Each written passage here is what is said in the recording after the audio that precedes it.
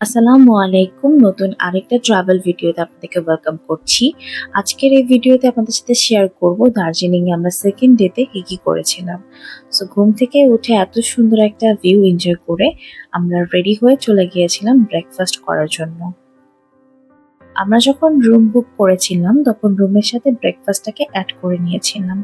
এখানে আপনি যদি চান যে আপনি ব্রেকফাস্ট এড করবেন না, আপনি বাহিরে ব্রেকফাস্ট করবেন সেটারও কিন্তু অপশন রয়েছে। সো এখানে ব্রেকফাস্টটা কিন্তু কমপ্লিমেন্টারি না। সেদিন ব্রেকফাস্টে যে আইটেমগুলো ছিল সেগুলোই আপনাদের সাথে একটু শেয়ার করছি।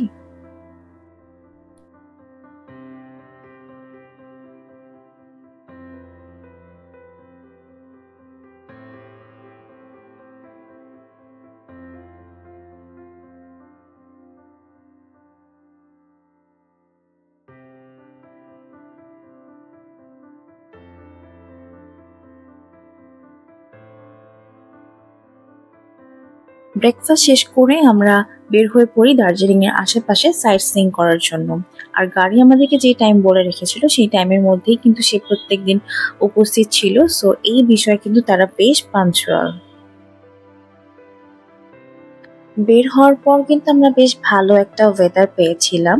আর এই জায়গাটা থেকে ভিউটাও কিন্তু খুব সুন্দর আসছিল। তাই আমরা গাড়ি থামিয়ে একটু ভিডিও ক্লিপস নিয়ে নিচ্ছিলাম।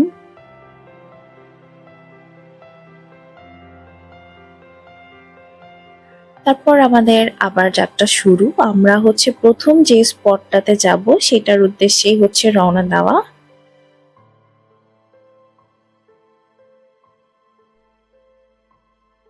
একটা স্পট থেকে আরেকটা স্পটে যেতে যে রাস্তাগুলো এবং এর পাশাপাশি যে ভিউ গুলো দেখা যায় এই জিনিসগুলো হচ্ছে সবচাইতে বেশি সুন্দর লেগেছে আমার কাছে। আর আমরা যখনই মানে যে সময়টাতে গিয়েছিলাম তখন হচ্ছে আমরা একেক জায়গায় একেক রকম ওয়েদার পেয়েছি। একটু আগে হচ্ছে মেঘগুলো দেখে আসছিলাম ভাসা, ভাসা। এখন আবার দেখা যাচ্ছে যে মেঘগুলো একদম কুয়াশার মতো চারদিকটা ঘিরে রেখেছে। আবার কিছু দূর যেতেই আবার পেয়ে যাব বৃষ্টি। এরকম মানে ওয়েদারের যে একটা ফ্রিকোয়েন্ট চেঞ্জ এটা উপভোগ করার জন্য হলেও আমার মনে হয় দার্জিলিং এ আসাটা প্রয়োজন।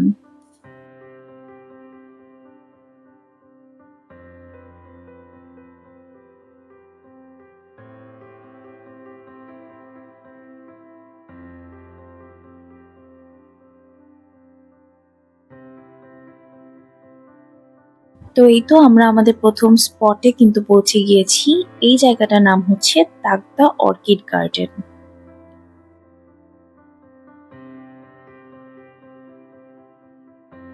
এই গার্ডেনের ভেতরে প্রবেশ করতে হলে আপনাদেরকে টিকিট কেটে নিতে হবে। আমরাও কিন্তু টিকিট কেটে এর ভেতরে প্রবেশ করেছিলাম। তো এই গার্ডেনের ভেতরে ঢোকার পর আপনি যেদিকে তাকাবেন শুধু সবুজ আর সবুজ। চারদিকটা একদম মনে হবে যে আপনি সবুজের মধ্যে হারিয়ে যাচ্ছেন। জায়গাটা ভালোই, বেশ সুন্দর। অনেক গাছ রয়েছে আর দেখতেও কিন্তু খুব সুন্দর লাগছিল। আর আমরা যখন গিয়েছিলাম তখন একদম মেঘলা, মেঘলা একটা ওয়েদার ছিল। চারদিকটা একদম অন্ধকার, অন্ধকার হয়েছিল। এখানে কিছুক্ষণ থাকার পর আমরা আমাদের নেক্সট স্পটে চলে যাই। সেটা হচ্ছে গুম্বাধারা ৩ চুলে। আমার কাছে এই জায়গাটা সবচেয়ে বেশি সুন্দর লেগেছে। এখান থেকে যে সুন্দর ভিউ দেখা যায়, সেই ভিউটা মানে অসম্ভব রকমের সুন্দর। আমরা এখানে পৌঁছাতে, পৌঁছাতে কিন্তু রোদ পেয়েছিলাম। যার কারণে চারপাশটা আরো বেশি সুন্দর লাগছিল। পাহাড়গুলো হয়েছিল সবুজ রঙের, আকাশটা ছিল নীল রঙের, সাথে সাদা, সাদা মেঘ। সবকিছু মিলিয়ে ভিউ ছিল মারাত্মক।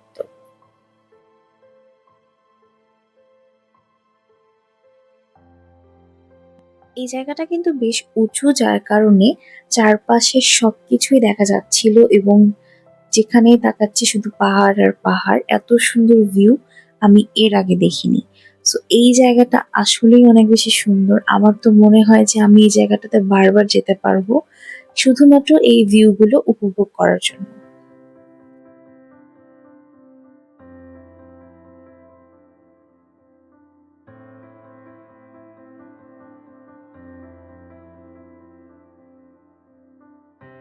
জায়গাটা বেশ উঁচু হওয়াতে কিন্তু প্রচুর বাতাস ছিল।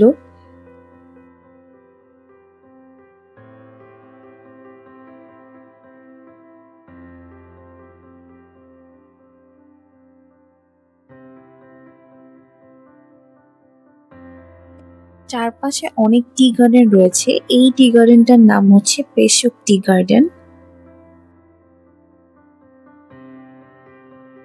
এরপর আমাদের নেক্সট স্পট ছিল লাভার্স মিট ত্রিবেণী ভিউ। এই জায়গা থেকে এরকম একটা ভিউ দেখা যায়। এই জায়গাটাতে আমরা যখন গিয়েছিলাম তখন মোটামুটি একটু ভিড় ছিল, মানুষজন ছিল। অন্যান্য জায়গা কিন্তু বেশ নিরিবিলি পেয়েছিলাম। এখানে আমরা হচ্ছে মোমো ট্রাই করেছিলাম, সাথে নিয়েছিলাম পেয়ারা আর আনারস মাখা, আর সাথে এই নেসক্যাফে আইস ল্যাটেটা।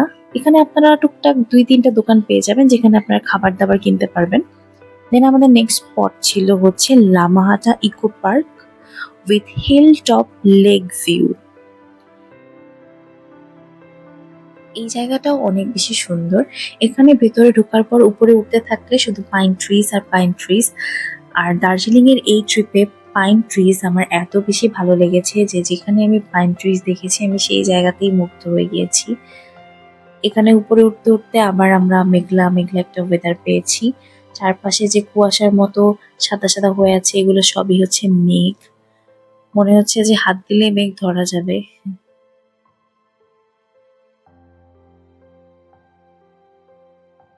এই মেঘগুলোর কারণে চারপাশটা বেশ অন্ধকার অন্ধকার ছিল, যার কারণে ভিডিওতে একটু ঘোলাটে ঘোলাটে লাগছে, কিন্তু সামনাসামনি এই দৃশ্য কিন্তু অপূর্ব ছিল। আর উপরে আরো একটা লেক রয়েছে, আমরাও অত উপরে আর উঠিনি।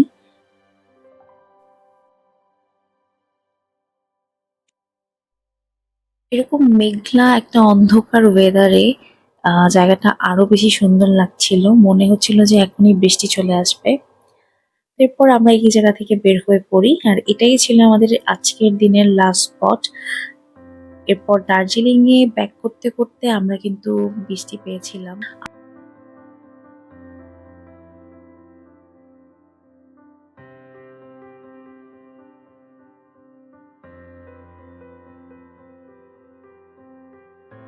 এত বৃষ্টি হচ্ছিল যে চারপাশে কি আছে কিছুই দেখা যাচ্ছে না, শুধু অন্ধকারই সবকিছু লাগছে। আর মনে হচ্ছে যে পুরোটা জায়গায় একদম কুয়াশার চাদরে ঢেকে আছে। তো যাওয়ার পথে এই বৃষ্টিও কিন্তু ভালোই লাগছিল। এরপর আমরা দার্জিলিং এ পৌঁছে যাই, সেখানে ওয়েদার মেঘলা ছিল কিন্তু বৃষ্টি কিন্তু থেমে গিয়েছিল। তো এরপর আমরা পদ্মা রেস্টুরেন্টে ঢুকে হচ্ছে হালকা পাতলা কিছু খাবার অর্ডার করি।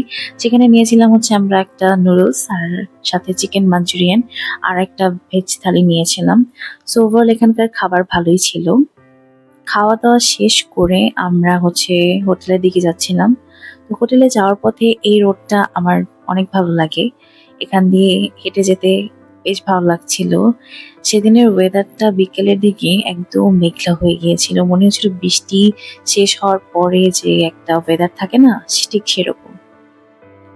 এরপর হোটেলে ঢুকে মনে হচ্ছিল যে এরকম একটা ওয়েদারে এক কাপ কফি খাওয়াটা খুব প্রয়োজন। তো এই তো আমি আমার ক্যামেরাটা অন করে রেখে আমি আমার জন্য কফি বানিয়ে নিয়ে আসি এবং কফিটাও এনজয় করছিলাম, সাথে এই ভিউটা।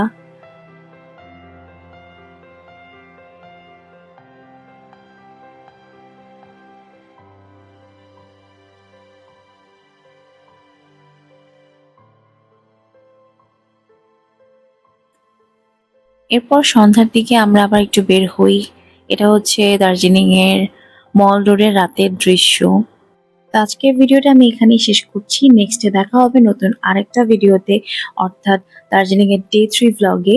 সেই পর্যন্ত সবাই ভালো থাকবেন। আমার ভিডিওটা ভালো লেগে থাকলে লাইক করে দিবেন, শেয়ার করে দিবেন, সাথে আমার ইউটিউব চ্যানেলটাকে সাবস্ক্রাইব করে দিবেন।